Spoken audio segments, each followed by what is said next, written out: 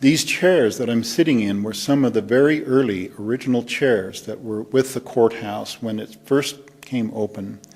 And the electrical lighting had to be modified slightly in order to light up the displays properly for view by our visiting public.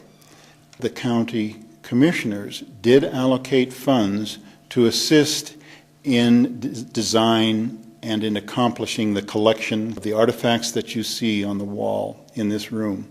This round room was accomplished in restoration with the assistance of funds from the Nevada Commission on Cultural Affairs. And without those funds, it could not have been done. And now, because of the Commission for Cultural Affairs and the imaginative planning and execution of the local community, we have a really nice little exhibit in there that's worth visiting. And I think that this satisfies the people in this community in that they are extremely proud of this particular building. If you remember some of the history and think back, or we can tell you about the history in terms of how this courthouse and this county was developed, the people were very close in terms of their desire to have their very own courthouse, and that desire has carried through until today. Next, we'll head to Elko, where the old Pioneer Hotel has undergone a remarkable transformation.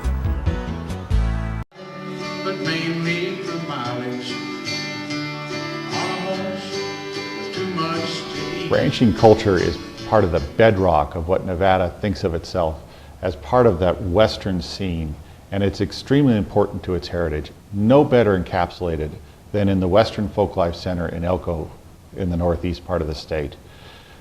That is the home of the Cowboy Poetry Festival. It has won us international acclaim, and I think that we should be very proud of that. The commission helped fund the rehabilitation of the old Pioneer Hotel that the Western Folklife Center uses. And it's a very important role that the commission has been able to play to help encourage this remarkable institution.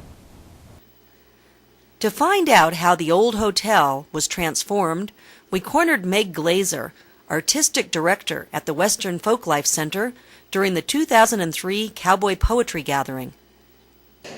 The Western Folklife Center, after we'd had the Cowboy Poetry Gathering been going on for about 5 years, we were working out of borrowed space. The different organizations around town have been very generous.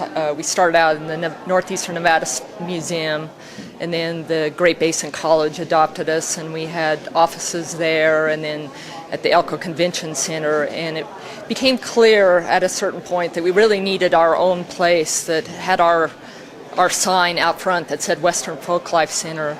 And it was clear that what we were doing had an audience, that people were interested in what was going on in the West and the arts of the West, and that it would be really lovely if we had a place that was open year-round, that we could invite people in and let them experience some of the arts, everything from the visual arts that's being done around the West to the performance arts. So we were looking for a space that could host a variety of things and that people would feel like it was home, that they could just drop by anytime. And so we were looking at what were the possibilities in this space. The old Pioneer building became available to us, and one of our different community members were keeping an eye out for us, and so they all kind of got together and helped us make this happen. Initially,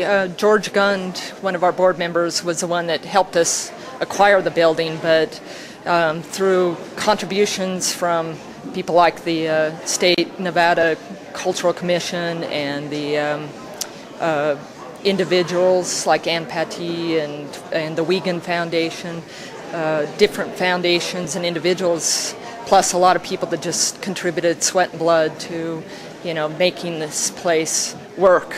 And over the years, we've been just keep chipping away at it through different people's contributions and labor of love to make it work for us. What specific things did you need to do to restore the building? Well, when we took over this building, it was quite different. It had been set up for a casino atmosphere. So the space that we're in right now, the exhibit gallery, was a strip dance joint. So there was a stage in the middle of this space. It was very dark, no lighting to speak of. Next door was a very dark bar where the historic Pioneer Bar had been moved from the historic part of the building to a newer part of the building. And where our G3 Bar Theater is now was a Mexican restaurant. And so what we decided is we needed a performance space. So that was our first thing, was to transform the Mexican restaurant after the restaurant decided to leave into a performance space. So we painted this place up, put some lighting in here, tore out the dark carpet, and tried to patch the roof so it didn't leak, things like that, just to make things safe. And so that's what we've been doing, is gradually just making improvements. And the theater, I would say, is our most improved space. When I was growing up, it was Mel's Hardware store, and it's neat to walk in there and see that it's a vibrant theater that accommodates a lot of things now. Do you like being in an old building? We do. I mean, this building's got a lot of history to it, and that's what's neat, is people come in and walk in and they're shocked by what's changed, how things have transformed over the years. This building has a long history of change and transformation, and this is the latest stage of that. But what's neat is all the stories that you get to hear about what went on in this building, and we've been doing a lot of research about it to try to bring back some of those stories, so that people coming in the doors can get a sense of, why this building was so important to the community of Elko since the beginning.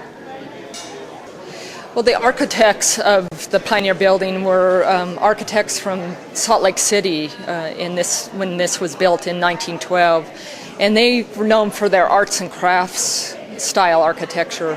So the features that I remember growing up here were those details, the lighting, the tile, beautiful tile flooring. Over the years, the bar continues to be the attraction to this place, and right now it's not operating as a daily bar. It's only open as a bar for special occasions. But what we've done is tried to interpret some of the history of the bar through an audio tour that we've created, where people can listen to some of the voices of people that used to work here at the bar and their stories, and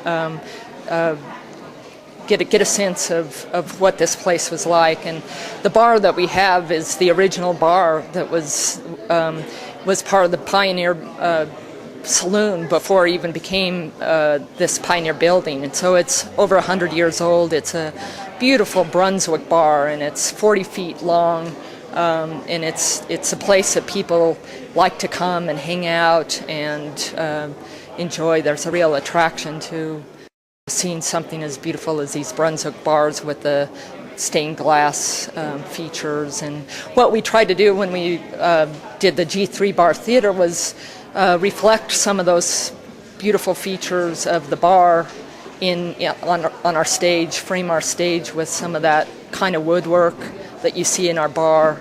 So what we've been doing is trying to reintroduce some of the things that you would have seen in the building when it was built originally, that have deteriorated and disappeared over the years.